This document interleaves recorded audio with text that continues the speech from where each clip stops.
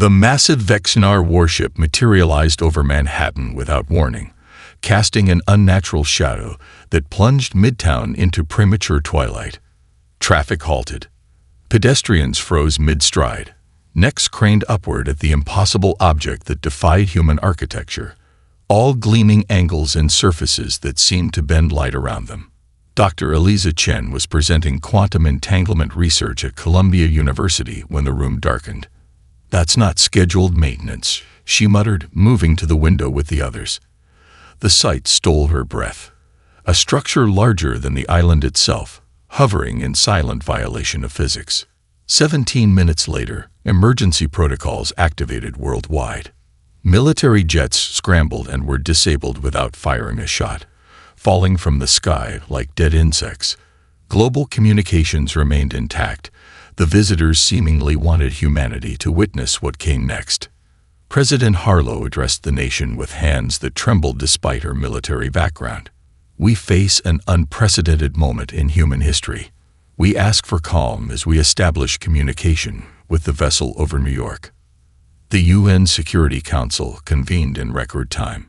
Representatives arrived breathless, some still in casual attire. Secretary General Okafor maintained remarkable composure as the chamber's central platform illuminated with blue light.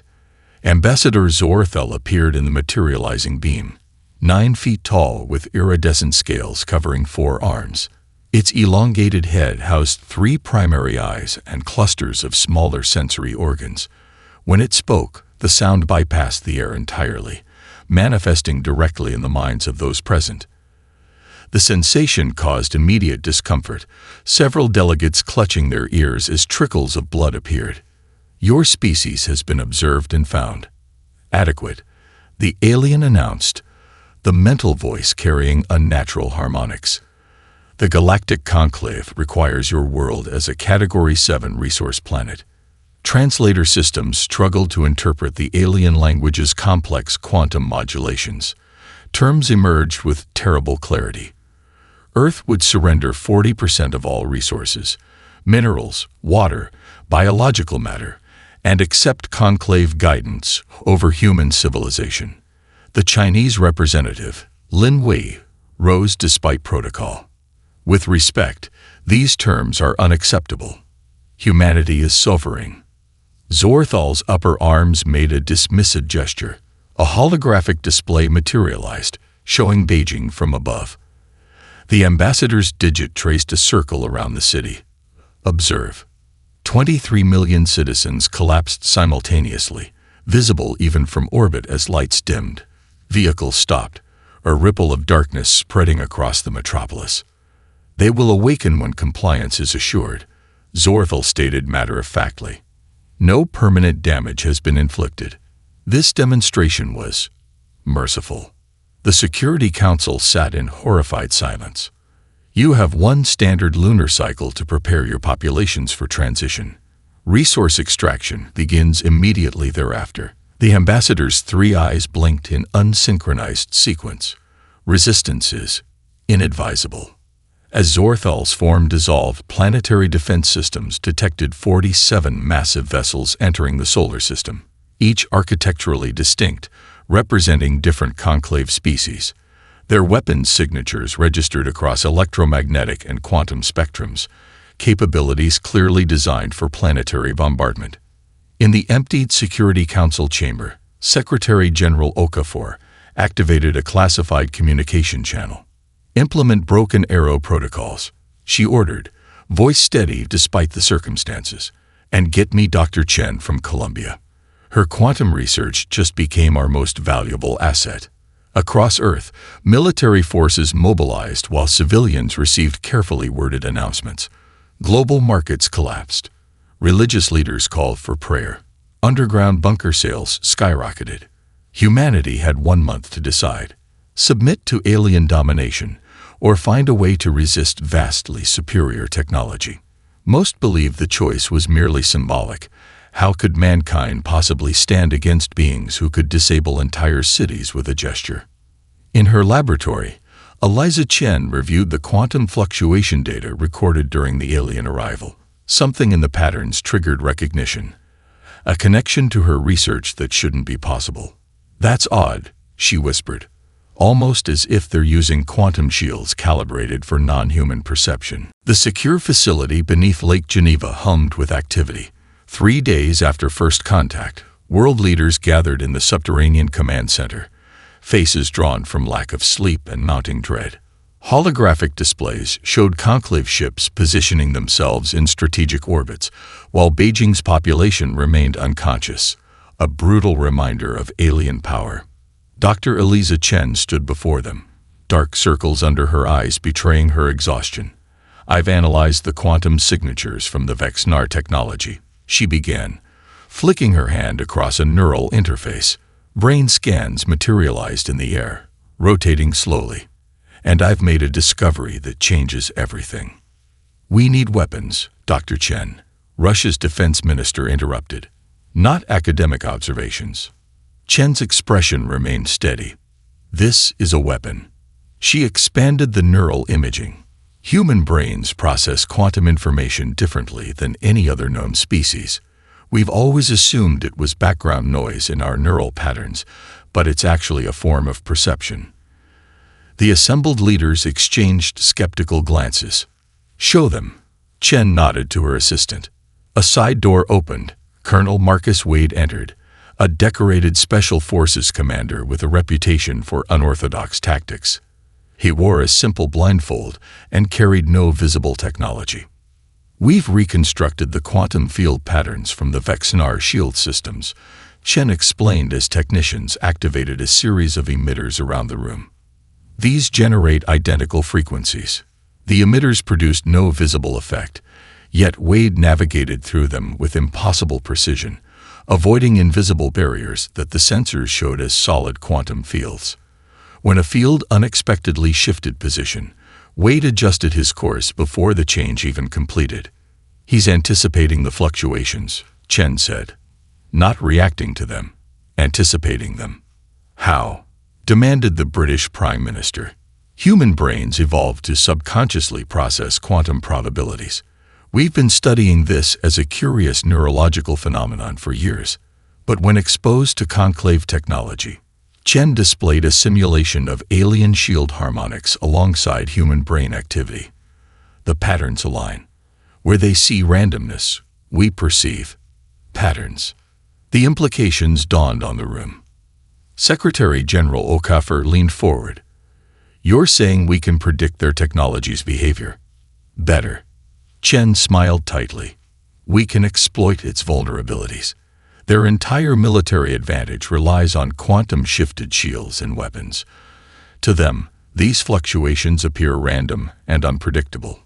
To properly trained humans, they're visible moments before they occur." Wade removed his blindfold. "I could feel where the fields would thin before it happened. With practice, I can move through them during microsecond vulnerabilities." Hope flickered across previously defeated faces. "We've developed a quantum neural interface."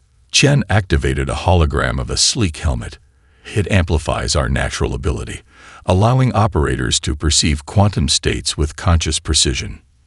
Meanwhile, aboard the conclave science vessel Empirical Truth, xenobiologist Trulvox frowned at her monitoring station.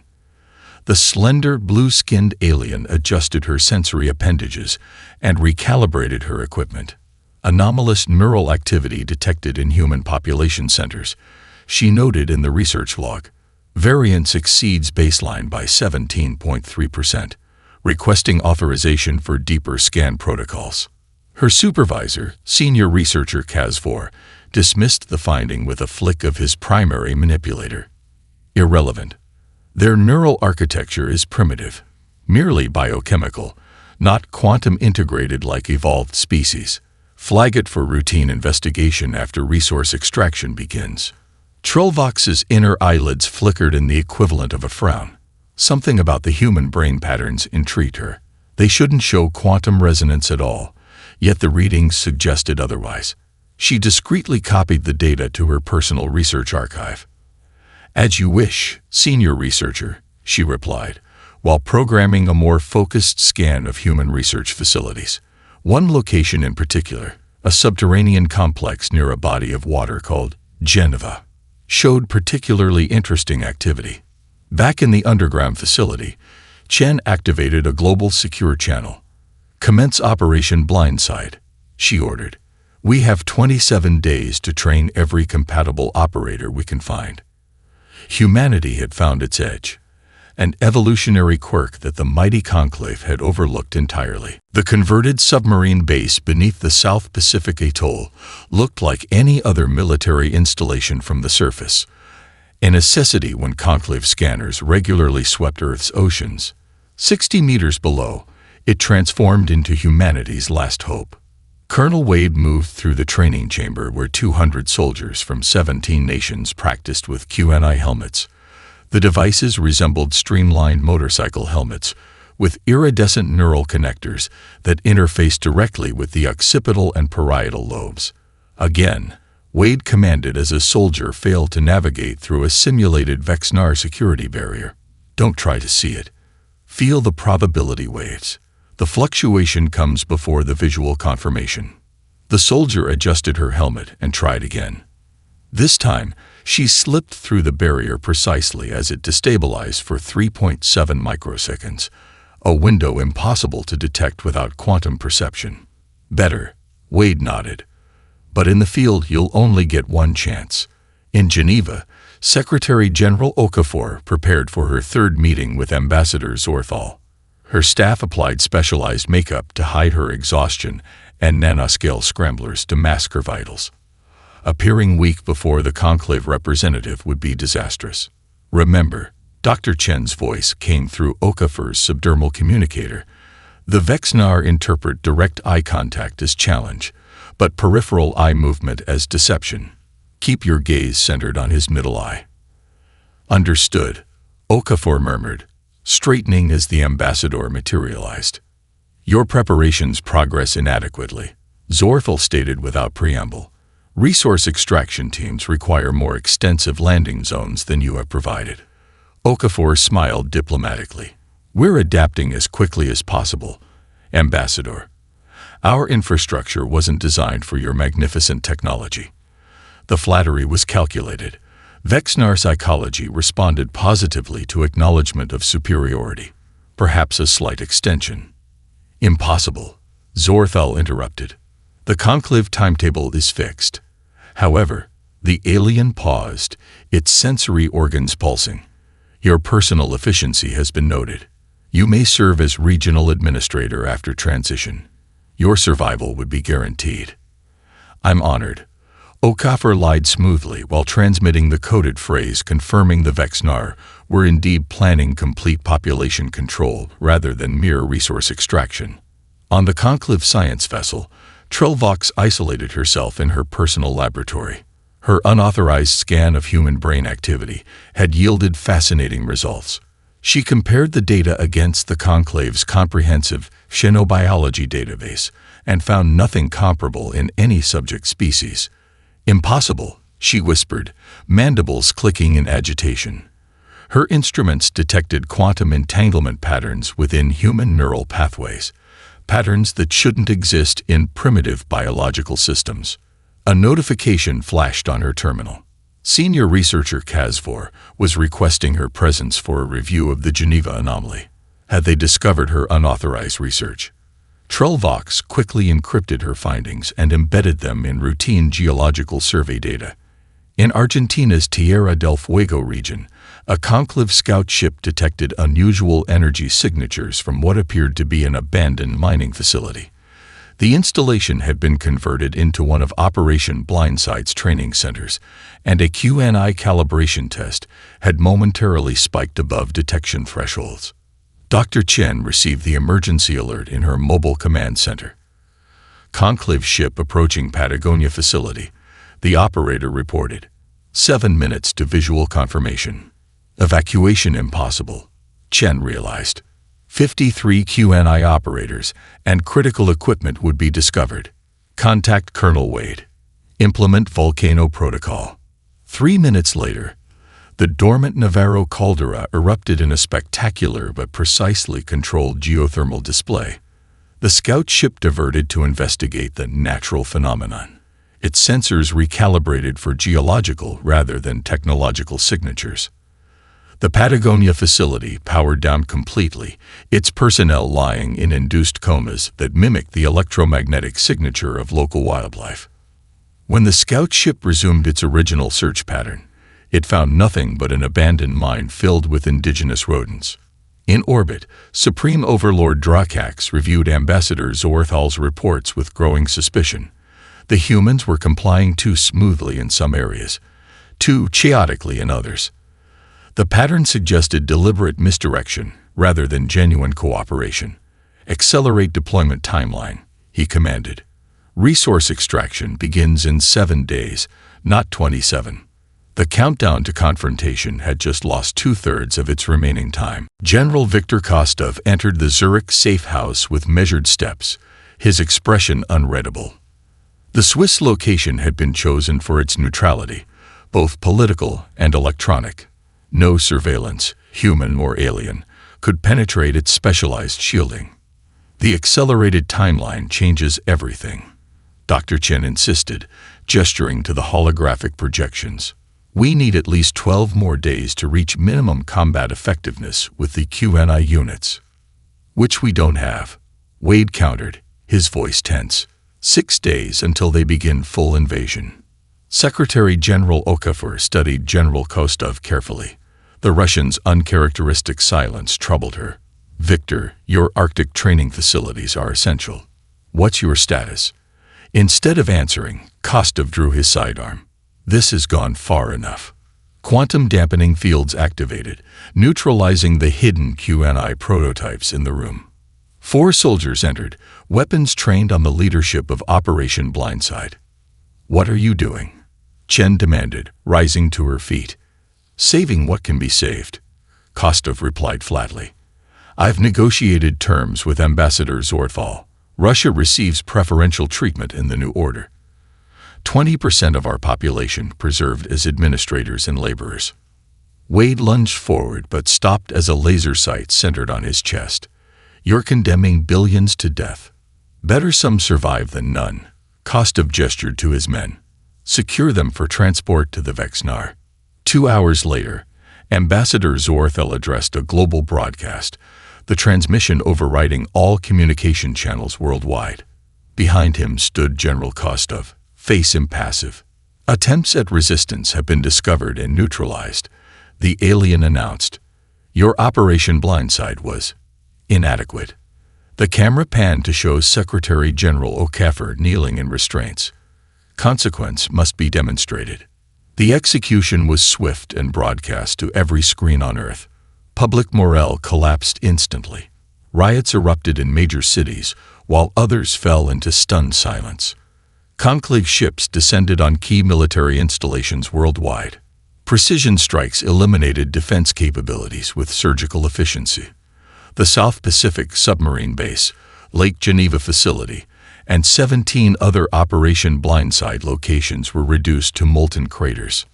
On the Conclave command vessel, Supreme Overlord Drakax reviewed the destruction with satisfaction. "The human resistance is broken. Begin resource extraction immediately." "Compliance, Overlord," his subordinate acknowledged. "Ambassador Zorthal requests permission to address the human trader's reward." Drakax flicked a dismissive appendage. "Standard procedure. Regional administrator status for services rendered, then processing with the others once usefulness expires." General Kostov stood on the observation deck of the Vexnar vessel, watching Moscow below. "My terms will be honored," he asked Ambassador Zorthal. "Of course," the alien replied smoothly. "Your cooperation saved considerable resources." In a darkened server room beneath Zurich's destroyed safe house, a quantum-encrypted message pulsed through military channels worldwide. "Nightingale sings at midnight." Deep under the Antarctic ice, Dr. Chen removed her oxygen mask and surveyed the cavernous emergency command center. "Status report," she demanded. "QMNI production facilities at 89% operational capacity," the technician responded. General Kostov's deception plan worked perfectly. "The Conclave believes they've eliminated our leadership and primary facilities." And the casualties? Chen asked quietly. All body doubles created with advanced bioprinting. The real Secretary Okafor arrived 30 minutes ago. Okafor entered the command center, her expression grim. Kostov's sacrifice won't be in vain. The quantum scanner he planted in Zorthal's ship is transmitting. We now have complete access to the Conclave battlenet. Wade studied the tactical display showing Conclave ships initiating landing sequences. They've taken the bait. Phase 2 begins now. Deploy combat-ready QNI teams to all primary targets, Okafor ordered. We have one chance to hit them while they believe we're defeated. Meanwhile, aboard the science vessel, Trelvox made her decision. Her research had confirmed the impossible. Human neural architecture contained advanced quantum perception capabilities that the Conclave had overlooked. Worse, she discovered the Vexinar's true plan, not just resource extraction, but complete biosphere replacement with Vexinar-compatible ecosystems. 5 billion years of Earth's evolution erased to create a suitable colony for the dominant Conclave species. Trelvox encrypted her research findings and set her shuttle's navigation system for the coordinates she'd extracted from intercepted human communications. Antarctica. Snow whipped across the Siberian plain as the massive Conclave harvester descended. Its kilometer-wide base crushed the abandoned research station beneath it, hydraulic supports plunging deep into permafrost. The vessel's upper section began to unfold, revealing extraction mechanisms designed to process thousands of tons of resources hourly. 3 kilometers away, Colonel Wade and his international strike team lay motionless beneath thermal-dampening camouflage. 15 soldiers, each wearing the refined QNI helmets that interface directly with their quantum-perceptive neural pathways. Harvester has achieved primary deployment, the Australian commando whispered through the neural link. Security grid activating. Through their enhanced perception, the team watched as overlapping quantum fields manifested around the vessel, invisible to conventional detection, but appearing as shimmering lattices through their QNI interfaces. Synchronize perception, Wade ordered. Each operator calibrated their neural patterns, their collective consciousness linking through the QNI network. Mark shield fluctuation points. The seemingly impenetrable barrier revealed its secrets to their enhanced senses. Every 4.3 seconds, microscopic vulnerabilities appeared in predictable patterns, weaknesses lasting mere nanoseconds, but now visible to human perception. Initiate in 3, 2, 1. Execute. The team moved as one organism, their actions precisely timed to the quantum fluctuations. They slipped through security fields during momentary harmonics, navigated motion sensors by anticipating activation patterns, and disabled alien guards by targeting neural implants during vulnerability cycles. Inside the Antarctic Command Center, Dr. Chen monitored the operation through the quantum-entangled communication array. First team has breached the harvester perimeter, she reported. Second and third teams initiating at targets in Amazon Basin and Australian Outback. Secretary Okafor studied the global tactical display. Timing is critical. If the Conclave realizes what's happening before we secure the neural transmitter. The command center door hissed open. Armed guards escorted a blue-skinned alien figure with elongated limbs and oversized optical structures. Trelvox, I presume, Chen said, unsurprised. Their Antarctic sensors had detected the approaching shuttle hours ago. Your species perceives quantum states naturally, the alien scientist stated without preamble. A capability the Conclave believed impossible in biological evolution. Yet here we are, Okafor replied cautiously. Why have you come? Trelvox extended a data crystal. The Vexinar plan is biosphere replacement, not mere resource extraction. I cannot support planetary-scale genocide. The alien's inner eyelids flickered rapidly. This contains command codes for the Conclave battlenet. In Siberia, Wade's team reached the Harvester's central control chamber. The QNI operators moved with impossible precision, anticipating enemy movements seconds before they occurred, exploiting vulnerabilities in alien technology that its creators believed undetectable. Neural transmitter located, Wade confirmed, approaching the crystalline structure that coordinated all conclave communication in the region. Uploading Chen's package.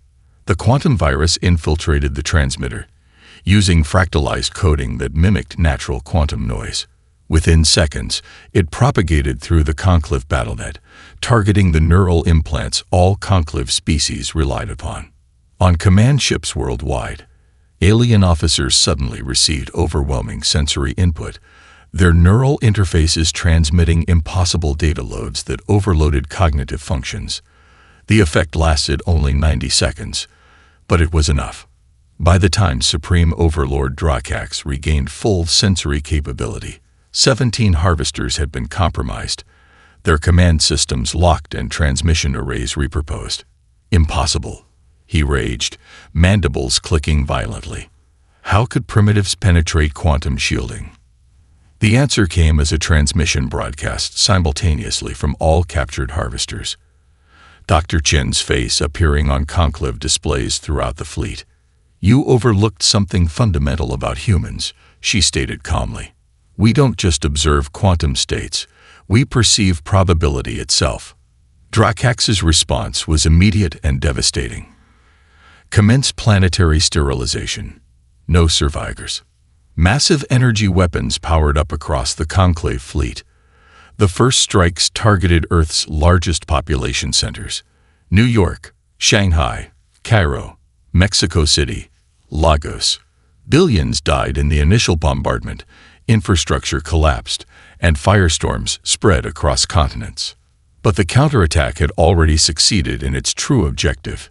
Humanity now had access to the entire conclave communication network, and what they discovered within it would change everything. The Antarctic Command Center trembled as distant energy weapons impacted the ice shelf. Evacuation alarms blared while technicians struggled to maintain quantum communications with surviving field teams. Casualties, Okafor demanded, bracing herself against a console as another impact rocked the facility.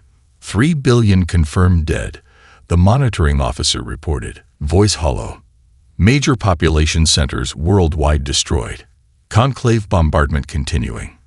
Dr. Chen ignored the chaos, her focus entirely on the data streaming from the captured battlenet. They've deployed something new, she announced. Quantum entanglement disruptors. Our QNI networks are failing globally. On screens throughout the command center, active field team signatures winked out one by one.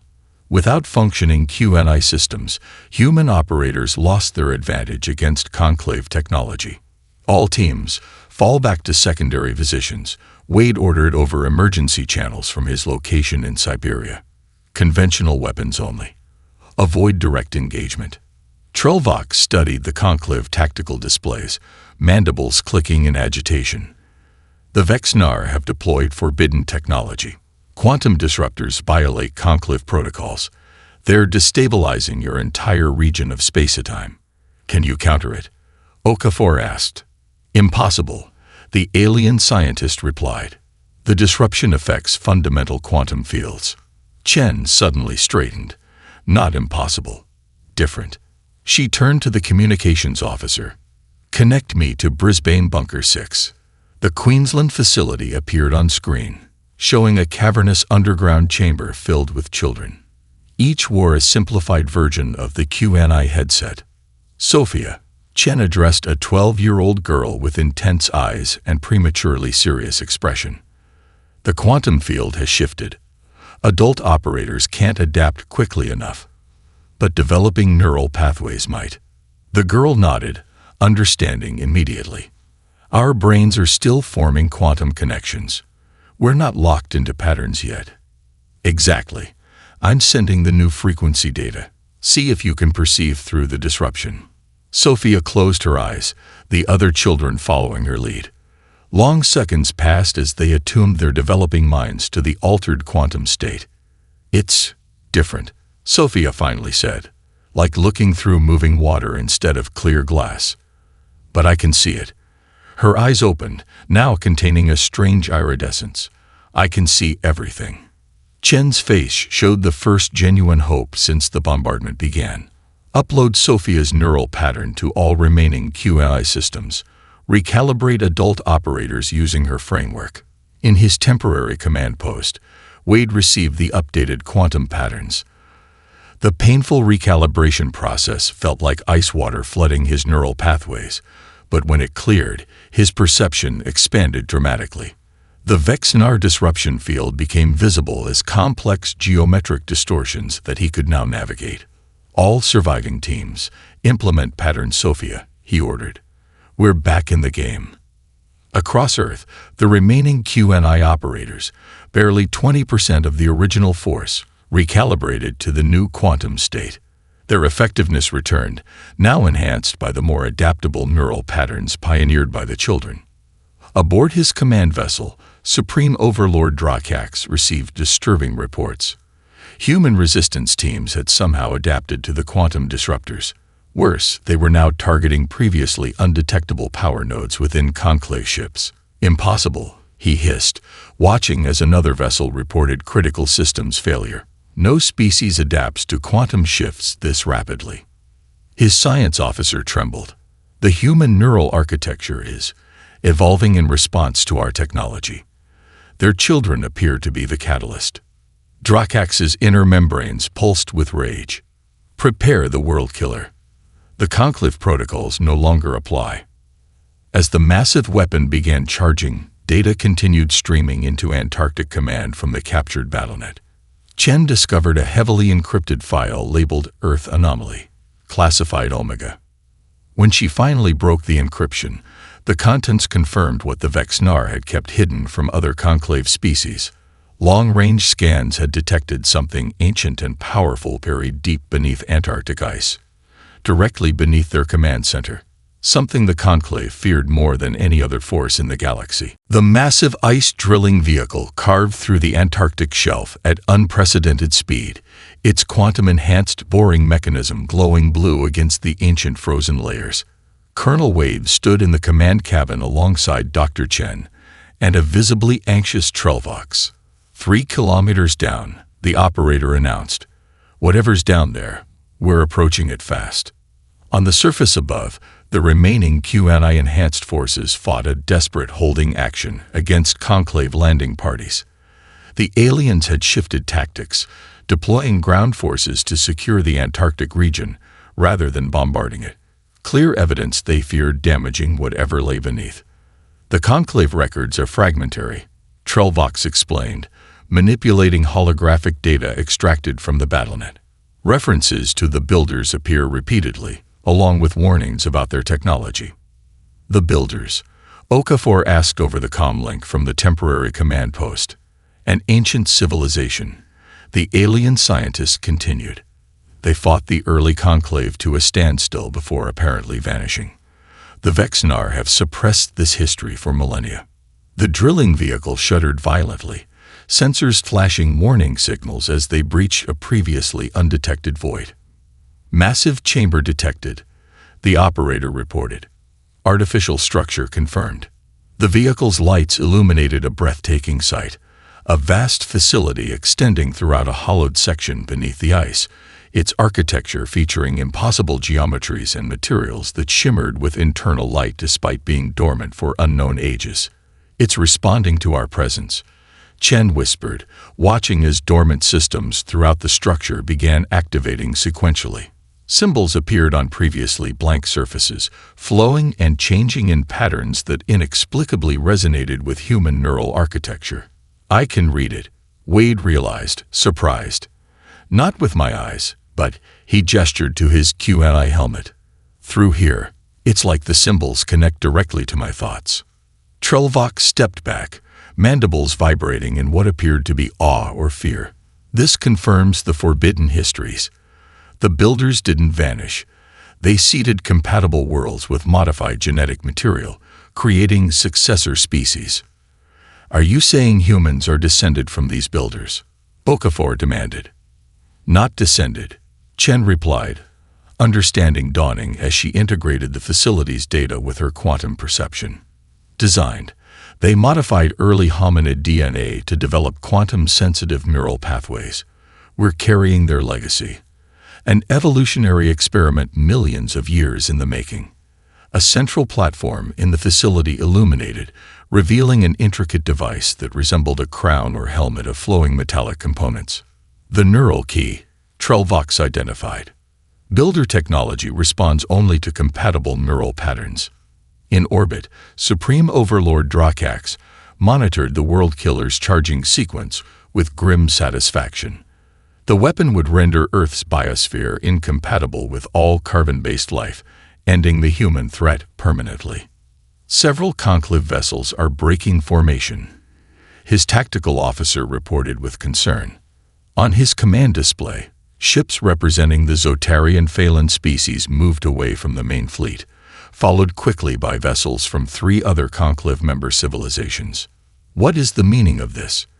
Drakax demanded over the BattleNet. We did not authorize planetary extinction, came the response from Arkshan Zentu of the Zotari. The humans have broadcast proof of Vexnar deception. You violated conclave protocols repeatedly. Traitors. Drakax raged. The Vexnar controls the neural implants in all your species. You cannot defy us. That control is broken. Zentu replied calmly. The human quantum virus freed us from your neural suppression. The truth spreads across all conclave worlds now, how the Vexnar conquered through technological subjugation rather than alliance. In the Antarctic facility, Dr. Chen approached the neural key. Every instinct, every quantum perception ability enhanced by her QNI system told her this device was created specifically for a mind like hers. If I'm understanding these symbols correctly, she said, this isn't just a weapon. It's a planetary defense system. And more.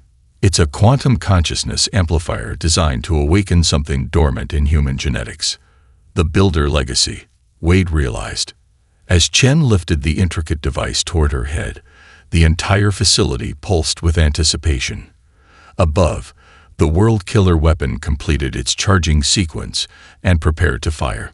2 evolutionary paths, separated by millions of years, converged at a single decisive moment. Dr. Chen placed the neural key on her head. The intricate metallic components shifted, flowing like liquid to conform perfectly to her cranial structure. For a heartbeat, nothing happened. Then light erupted from every surface in the Builder facility. Chen. Wade called out as her body lifted several inches off the platform, suspended in a field of shimmering quantum energy. Her eyes opened, now glowing with the same iridescent light that suffused the chamber. I see it all, she whispered, her voice overlaid with harmonics that resonated through quantum dimensions. The Builder's plan. Our purpose. In orbit, the World Killer weapon fired. A beam of concentrated quantum disruption that would unravel the fundamental forces binding Earth's biosphere together. The energy lanced toward the planet's surface, powerful enough to penetrate the crust and reach the Antarctic facility directly. As the beam approached, a translucent shield materialized around Earth, not blocking the attack, but instead absorbing and redirecting its energy. The World Killer's power flowed through the planetary defense grid and into the neural key connected to Chen. Impossible. Drakax rage, watching his ultimate weapon being neutralized. Target all firepower on the Antarctic region. Nothing survives. But the remaining Vexnar vessels found their weapon systems unresponsive, control interfaces displaying Builder symbols that flowed and shifted hypnotically. Throughout the planet, humans paused as a strange sensation rippled through their consciousness. Children felt it most strongly, a awakening of neural pathways that had remained dormant throughout human evolution. 12-year-old Sophia gasped as her perception expanded beyond physical limitations, connecting to a vast network of shared consciousness. What's happening? Okafor demanded, watching as similar transformations affected every human with quantum-sensitive neural structures, most dramatically those wearing QNI devices. The final stage of the Builder design. Trellvox explained with scientific awe. They engineered humans as vessels for a distributed quantum consciousness. The World Killer's energy was the catalyst needed for awakening. In the chamber, Chen's consciousness expanded beyond her physical form, connecting with millions of humans worldwide. Through the conclave battlenet, she reached the neural implants of every alien species, not to control but to reveal truth, the complete history of how the Vexnar had systematically subjugated other civilizations through technological dependence and neural manipulation. Aboard his command vessel, Drakax found himself frozen between quantum states, unable to move or speak as Chen's consciousness manifested before him. "You underestimated Earth," she stated simply. "The Builders designed us to perceive quantum reality differently, not as a weapon, but as inheritors, the next evolutionary step they themselves took millions of years ago." Throughout the galaxy, conclave worlds received unfiltered information about the Vexnar deception. Rebellions erupted simultaneously across dozens of planets as populations freed themselves from subtle neural control. 3 days later, representatives from 17 former conclave species arrived in Earth orbit, no longer as conquerors, but as petitioners seeking alliance with the inheritors of Builder legacy. In Geneva's rebuilt United Nations Plaza, Secretary General Okafor, Colonel Wade, and Trelvox, now Earth's first alien ambassador, welcomed the delegation. Behind them stood a group of children led by Sophia, their eyes occasionally shifting to reveal perception across multiple quantum realities. "Humanity stands at a crossroads," Okafor addressed the assembled representatives. "We've awakened to our full potential, but we choose a different path than the Vexnar. The Terran Covenant will be founded on cooperation, not dominance." The Vexnar themselves, stripped of their empire and confined to their homeworld, watched the proceedings through monitored channels. Their civilization would rebuild under observation, their technology adapted to prevent future attempts at galactic control.